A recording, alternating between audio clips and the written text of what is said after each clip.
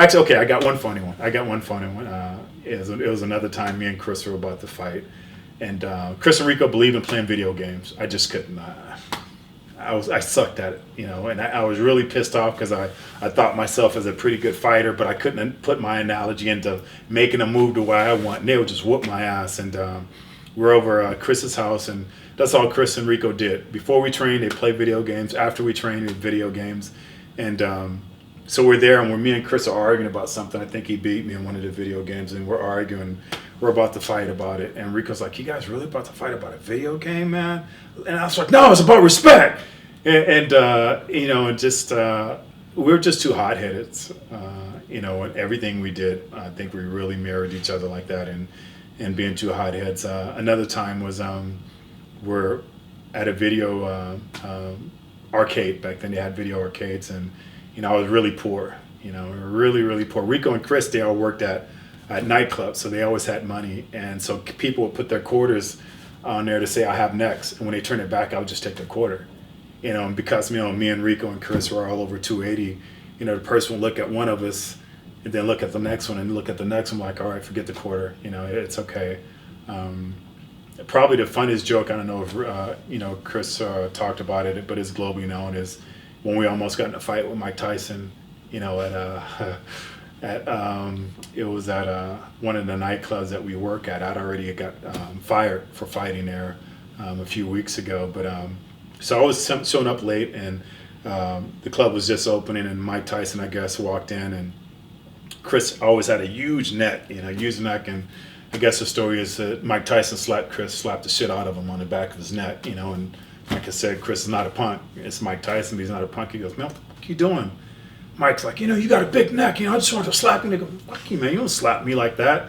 So you back your boy's play. So Rico positioned himself, next to Mike, so he could be, fast, be interactive, and I guess they squared off, and they argued a lot about it. And I got there right afterwards. So like, "Oh man, we just had a fight, Mike Tyson, and what the F was you, and this, that, and other."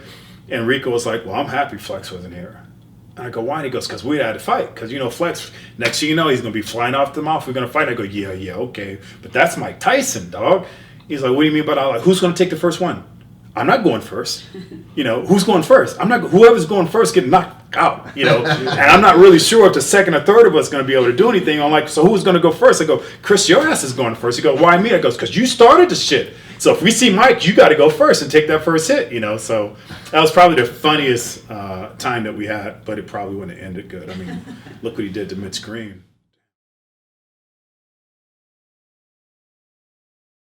Chris's strengths as a bodybuilder, it clearly came from his tutelage as a wrestler. He was a hardcore wrestler. He played some football. But I think the discipline of a wrestler, it's easy to transcend that into bodybuilding because you just have to take yourself to another place mentally and physically. And clearly he was willing to do the business of bodybuilding. He was willing to put in the time and the work. One of the attributes he had was he had this X-frame. He had this tiny little waist. He had the thighs that kind of came out. If you put him in silhouette, you could see that's a bodybuilder. You wouldn't have to guess what type of an athlete he was. And that's when you could kind of separate the future greats from the good.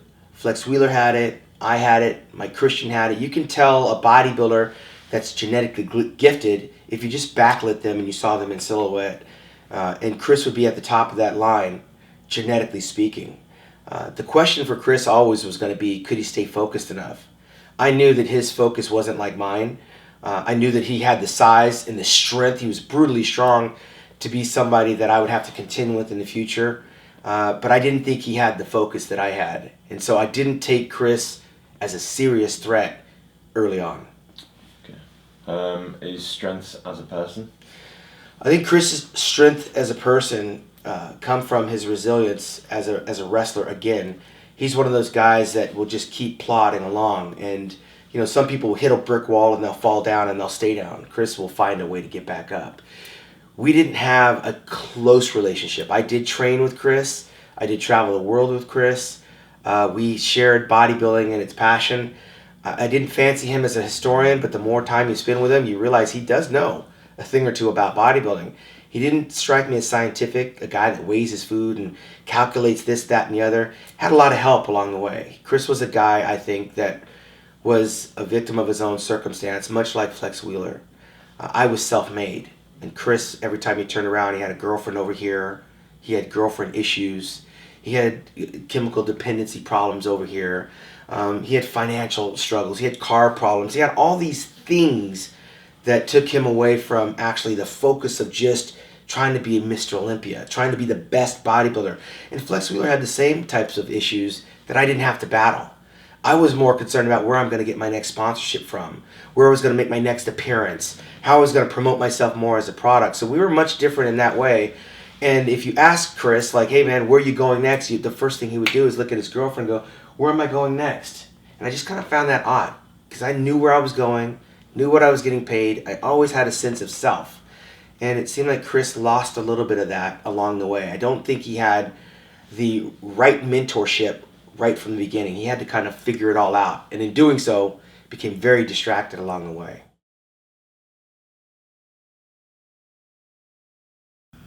I'm sure that Chris thinks he should have beat Ronnie one time, but I didn't really see him beating Ronnie, especially from the back. Ronnie was so strong, but it was pretty close one time. I think Chris probably looked the best always at the Ironman when he won that. He looked probably in the best shape there. So I was interested to, like, how good could Chris be if he didn't have the various negatives that were going on, you know? I mean, this is a guy that go out partying all night and compete the next day, like, you know? I was a guy that was in bed at 11 o'clock every night and doing everything, meals on time, total dedication. I thought, wow, you know, I saw the way he was preparing and training and stuff. I thought, well, if he gave 100%, what the hell would he look like? Kind of similar to Flex. Flex didn't put 100% in, but Chris was, you know, Chris was like going out late nights and stuff like that. So, you know, no one was doing that, and he looked great doing it. So, how good could he look if he didn't do it? Was what I was wondering about. You know, he came to stay with me one time. I think it was about 6 weeks out from the Olympia. So I was had this girlfriend at the time. I said, Chris is going to come and stay with us. You know, so please make sure he got all the, you know, the right stuff he's going to need, and chicken breast and everything like this. He's going to need this, right? And he came to the house. He wanted to know where the Cocoa Pops were, and he had a big bowl of Cocoa Pops with the whole milk, and I couldn't believe my eyes. Well, I'm like, hey man, it's your show, man. You do how you want to do it. But I couldn't believe it. They was eating that kind of stuff like near to the show.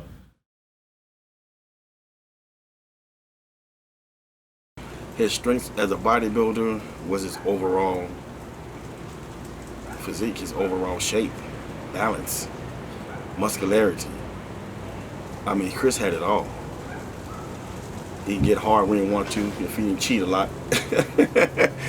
So, I mean, if he applied himself right, man, that guy would be Mr. Olympia easy. You know, his strength as a person was he's a good, caring guy. He'll take his shirt off his back for a person, man, for anybody. He's a really good guy. Weaknesses was partying. He partied too damn much. I remember we were going to the club. First thing I see Chris putting his shirt off, he on top of the table dancing. You know, so what the fuck? But that's Chris. He loved to party, man. The first show that I saw him compete in was like probably the Arnold Classic. Well, you know what? I saw him in magazines, of course. You know, those guys were a few years ahead of me. So I don't know exactly what show I saw him compete in, but hell, I may have seen him guest pose somewhere in Florida before. I don't remember. I'm old, man. I can't remember. I can't remember shit 2 weeks ago. You know what I'm saying? You trying to get me to remember stuff back in '99? That's pretty hard to do for me. But let's just say we go way back. I've known this guy for a really long time, and he's just a good, genuine guy. Well, mainly in the gym was just be like hello, and that more interaction would probably be at the firehouse. You know, once everyone finished training, we'd go to the firehouse and eat. So you generally talk there. And that I remember one time, out of the blue, Chris wanted to kill me at the firehouse. It was like there was something went around. Because I'm the type of person that asks questions, and I was at a contest and somebody said something about Chris. I'm like, no, that doesn't sound like Chris. So I went to Lonnie Tepper at the time and said, did you hear this fucking stupid rumour about Chris? And Lonnie's like, yeah, I heard that. And somehow, that's all I ever said. I was asked Lonnie. I said, that doesn't sound like Chris to me. But somehow, because I asked Lonnie must have said something. It got back to Chris that I was the one that started this rumour. I remember I was just eating at the firehouse there with my friends, and all of a sudden, my plate gets taken away, and Chris is standing over me.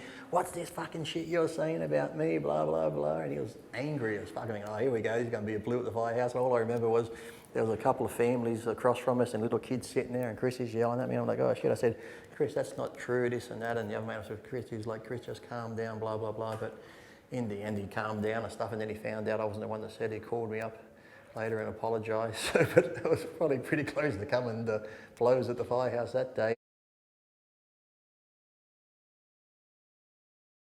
I mean, I think he had a great physique. I don't think he's really missed his potential, really. I think if he really decided to come back, and he said he tried a couple of times, I said, if you ain't going to go in there and be a ball busting, I'll go back and I like the rest of these guys going back and making comebacks and fail. So if you can't go in there and be better than you were, it don't make sense for me to even go attempt that. But Chris, I think if he really came back, he was in my network, yeah. He had the balls and the goals to do it. As I say, I think he probably still got some time in grade. You need to get in there and bust his ball. So you think he can make a comeback? Yeah, he should. I think that's what he was trying to do. He said he was somewhere now working on that. But I always tell him, because if you're going to do it, go in there and be your ultimate best. So don't run. Everybody keep out, come and make a comeback for one. It wouldn't even make sense. I mean, I won the Masters. That's an hour. And I'm still in awesome shape, so. That's 100%. You're right there. I can guarantee that. I've seen that. That's all that matters. But I think he could, if he really got in there and busted up, I think he could do well. Yeah.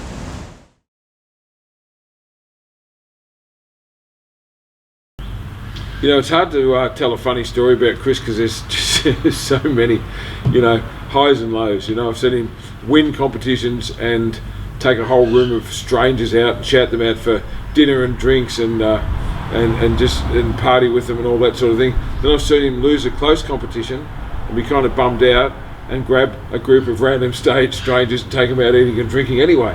And Chris has just always been generous to a fault and just a whole lot of fun on the tour. But in a way, Chris was my greatest supporter when I started the Australian Pro, because everyone said it would fail. And in 2001, when I did the first Australian Pro, which is now the third longest running show in the world, only behind the Olympia and the Arnold Classic in Columbus, we outlasted the United Champions, we outlasted the Ironman Pro, and all the shows have been around longer than me. We outlasted all of them, and now 16 years later I can attribute a lot of that success of what I've done to Chris, because in 2001, when no one believed in what I was doing, Chris said, I'll get the guys to come, I'll call around and make sure we get a good lineup. And he called Dennis James, and he called Dexter Jackson, he called Melvin Anthony and all these sort of guys to come and support the show. And in the second year, when once again it was really hard because it was so far to come out all the way from LA or New York or wherever they lived to Australia, like no one wanted to come, and Chris said, leave it to me. And I remember that first year and that second year when the guys would be locked in their rooms, I didn't want to do a press conference, I didn't want to come and meet the sponsors. He'd go and bang on their doors. If they wouldn't answer the phone, he goes, I've got it, I've got you. And he'd go and drag them out of their rooms and put them on the bus and say, if we don't work together to promote bodybuilding, the sport's never going to grow. And he had an amazing understanding. So as a promoter, Chris was the best because he got it. And he never put his hand out, he always put his hand up. He didn't say, what's in it for me? He said, what can I do for you? And he was always ready to go and do a press conference, to meet fans. When we do the meet and greets and the signings and all that sort of thing, Chris would be the first to get there and the last to leave. And he'd make a few friends along the way. It's just his nature. He's just an infectious, lovable guy. And I'm happy to say, of all the pro bodybuilders I've ever met and worked with, Chris is my best friend in the sport, and we've stuck with each other through thick and thin. And I just think he's just an endearing, an amazing guy, and I'm just happy to be a part of his life, particularly now that he's come good and got his stuff together. Chris, he's earned the right to eat whatever the hell he wants. Okay, so there was he wanted to stop by KFC the other night when we were in Melbourne last week. And I got him on my Snapchat, my Instagram snap, him looking around, making sure that, and nobody cares, and nobody's looking at him out all the way out here, making sure that nobody's even making sure that he's on a game plan like that, but him, and he's looking around like, because it's just innately in him, I guess, just to be mindful of the body, so I got him on my Instagram snap, kind of throwing him under the bus a little bit, kind of making fun of him. But then again, I told everybody, hey, that this guy has earned the right to eat what every KFC guys many times over.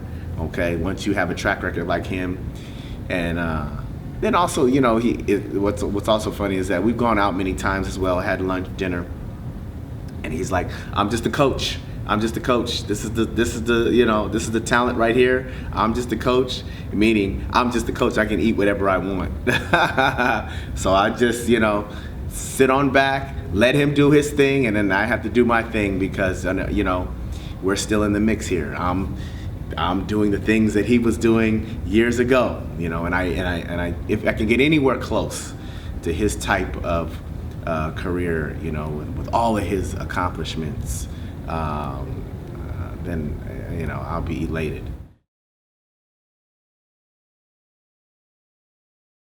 I was never really threatened too much by anyone, to be honest. I mean, Ronnie Coleman was the only one that really but I always walked into that show, even after losing the year prior, and I thought I was going to win.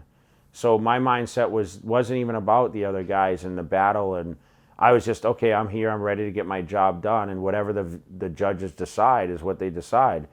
And I never had any animosity towards any athlete or felt pressured by, oh, well, this guy has this or hey, this guy has that. I mean, even in 2003, when Ronnie Coleman beat me at the Olympia, I never thought, I thought, okay, well, his stomach's too big, he shouldn't beat me. So I had reasons why I think that I should have been the champion every show. But with Chris, I mean, the intensity, it really wasn't there because he wasn't that type of competitor where he was aggressive. He was very laid back. We have a lot of the same personalities. I think we share actually the same month of birthdays, and I think it really has something to do with things. But I think, Chris was just very even, and he always wanted the best for everyone. That's why I love Chris. He's always positive about, and he's very respectful.